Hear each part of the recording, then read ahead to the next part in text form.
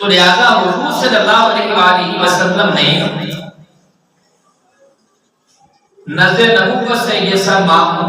نظام کو معاملات کو واقع ان سے نبی پاک صلی اللہ علیہ وآلہ وسلم نے ایک معاہدہ فرمایا، اور وہ معاہدہ کیا تھا، اس کی دفعات کیا تھی، اس کے چند شکے میں آپ کے سامنے رکھتا ہوں۔ حضور صلی اللہ علیہ وسلم نے معاہدہ تحریر فرمایا بنو عوف کے یہود مسلمانوں کے ساتھ مل کر ایک ہی امت ہوں گے، یہ مسلمانوں کے ساتھ مل کر ایک ہی امت ہوں گے، یہود اپنے دین پر عمل کریں گے اور مسلمان اپنے دین پر عمل کریں گے، اور ان کا بھی یہی حق ہوگا، اور ان کے غلاموں اور متعلقین کو بھی، اور بنو عوف کے علاوہ دوسرے یہود کے بھی یہی حقوق ہوں گے۔ نمبر 2 فرمایا یہود اپنے اخراجات کے ذمہ دار ہوں گے اور مسلمان اپنے اخراجات کے ذمہ دار ہوں گے۔ نمبر 3 فرمایا جو طاقت اس معاہدے کے کسی فریق سے جنگ کرے گی سب اس کے خلاف آپس میں تعاون کریں گے، یعنی اگر باہر سے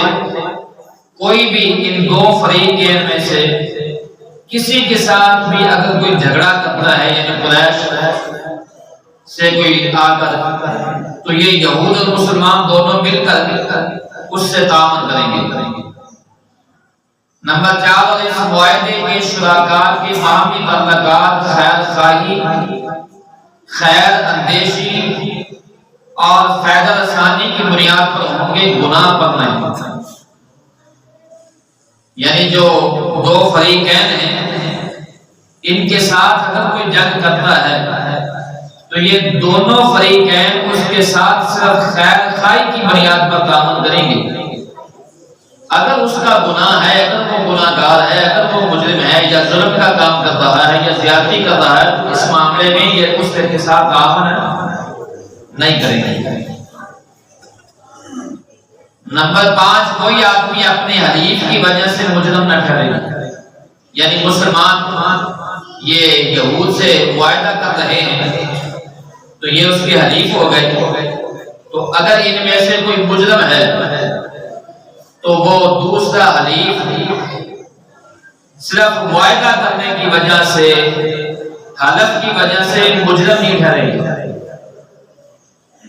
وہ مجرم نہیں بن سکتا۔ ہاں ہمارے اسلامی ملک میں تو نظام یہ ہے نا کہ گناہ چچا نے کیا ہو تو اٹھایا بھتیجا جاتا ہے، کیوں جی رشتہ دار نے، گناہ کسی اور نے کیا ہو اٹھایا پڑوسی جاتا ہے، لیکن یہ حضور صلی اللہ علیہ وسلم ایک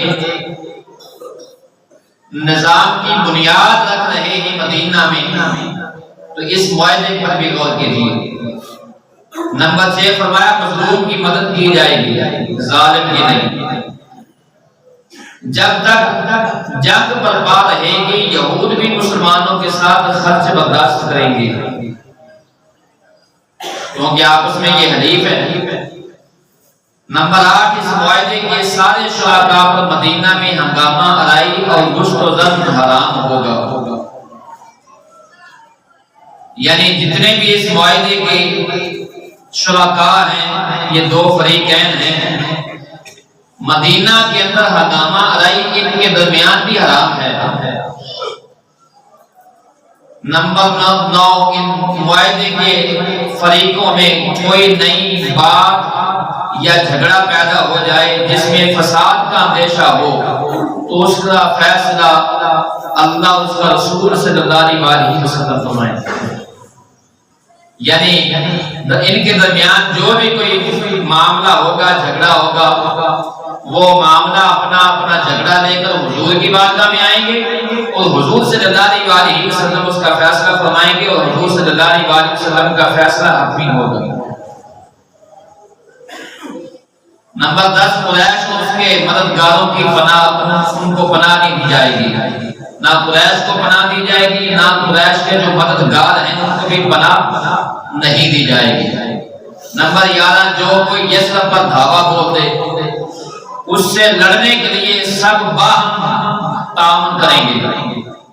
اور ہر فریق اپنے اپنے اطراف کا دفاع کرے گا۔ باہر سے کوئی بھی حملہ کرتا ہے مدینہ پر تو یہ یہود اور مسلمان مل کر جو ہے اس کے خلاف جو ہے کھڑے ہو جائیں گے۔ نمبر 12، یہ معاہدہ کسی ظالم یا مجرم کے لیے آڑ نہ بنے گا، یعنی یہ جو درمیان میں دو فریقین کے درمیان صلح ہو گئی ہے، یہ معاہدہ تحریر پایا گیا ہے، تو یہ کسی ظالم کے لیے کسی مجرم کے لیے آڑ نہیں ہے۔ اگر ان کے اندر بھی مجرم اور ظالم ہے تو یہ دونوں فریقین جو ہے اس کے ساتھ کوئی تعاون نہیں کریں گے۔ اس معاہدے کے طے ہو جانے سے مدینہ اس کے اطراف ایک وفاقی حکومت بن گئی جس کا دارالحکومت مدینہ تھا۔ حضور صلی اللہ علیہ وسلم جس کے سربراہ تھے اور جس میں کلمہ نافذ اور غالب حکمرانی مسلمانوں کی تھی، حضور صلی اللہ علیہ وسلم نے اس نئے نظام کی بنیاد رکھی۔ اب یہاں ایک سوال پیدا ہوتا ہے، کچھ لوگوں کو مغالطہ ہوتا ہے، یعنی اختلاف ہے سیرت نگار کے اندر کہ یہ معاہدہ پہلی ہجری میں لکھا گیا یا یہ معاہدہ الگ ہے۔ بعض مورخین نے لکھا ہے کہ یہ معاہدہ پہلی ہجری کو ہی لکھا گیا تھا، مگر کچھ مورخین کی رائے یہ ہے کہ حضور صلی اللہ علیہ وسلم نے یکم ہجری قریش و انصار، مہاجرین و انصار کے درمیان جو مواخات کا رشتہ طے فرمایا ان کے ساتھ معاہدہ کیا، مگر یہود کے ساتھ معاہدہ نہیں ہوا تھا۔ یہود جیسا میں پہلے عرض کر چکا ہوں کہ دس بندہ مسلمانوں سے بغض و عداوت اور دشمنی رکھتے تھے مگر سامنے نہیں آتے تھے۔ یہود کا تعاون قریش کے ساتھ تھا، یعنی کفار مکہ، قریش مکہ کے ساتھ تھا، اور مدینہ کی تمام ایکٹیویٹی جو ہے وہ یہود ان کو پہنچاتے تھے، مسلمانوں کی جاسوسی کرتے تھے اور تمام رپورٹ جو ہے وہ قریش کو یہود پہنچایا کرتے تھے،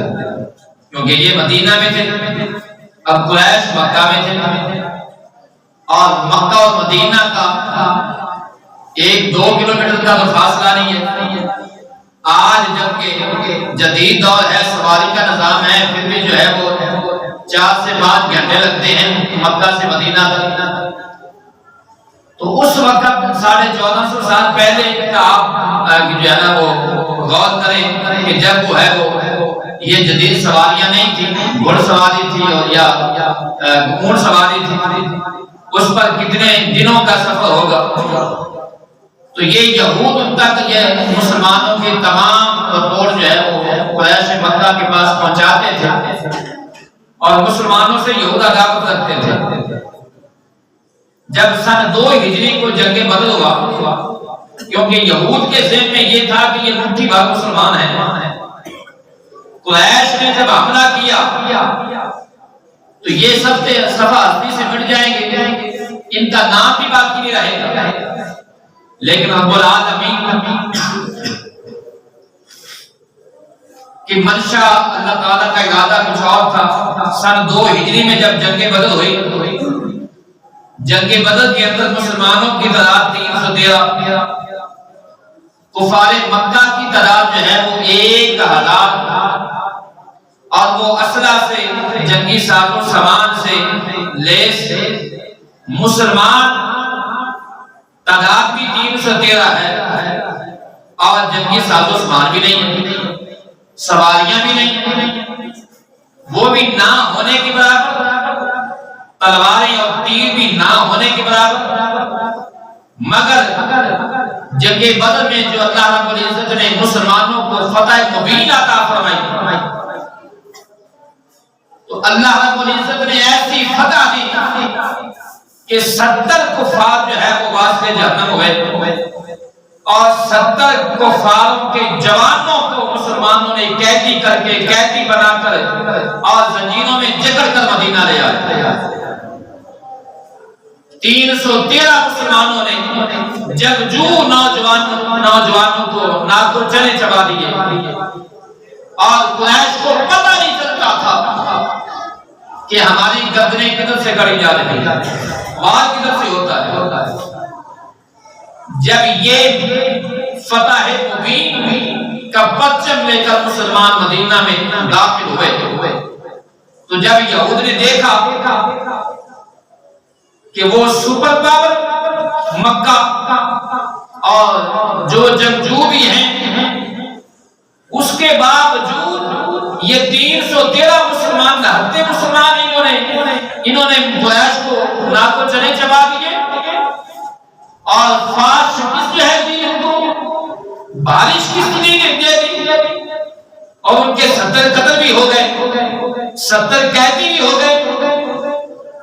اللہ رب العزت نے اس جنگ بدر کی فتح کے بعد مسلمانوں کی جو ہے یہود کے اوپر دھار بیٹھ گئی، روب تاری ہو گیا۔ اب یہود کو سمجھ نہیں آتی تھی کہ جنہوں نے اس وقت کی سپر پاور مکہ کو ناک و چنے چبا دیے، اور ان کے قدم جو ہے میدان میں نہیں ٹک سکے، یہ نہتے مسلمان ہیں، پھر ہے بھی 313,000 کے مقابلے میں 313 کی کیا اوقات ہے، مگر ان 313 مجاہدین نے بھوکے ننگے اور نہتے انہوں نے فتح حاصل کی ہے، تو کہیں یہ نہ ہو کہ یہ ہم پر بھی حملہ کر کے جو ہے ہماری بھی ہمارا کچومر نکال دیں اور ہم صفحہ ہستی سے مل جائیں۔ تو لہذا اب یہود نے اپنی مجلس میں سمجھے کہ اب مسلمانوں کے ساتھ صلح کر لی جائے۔ اب سن 2 ہجری جنگ بدر کے بعد یہ یہود سے حضور صلی اللہ علیہ وسلم نے پھر معاہدہ فرمایا، جس کی میں نے شکے یہ بیان کر دی۔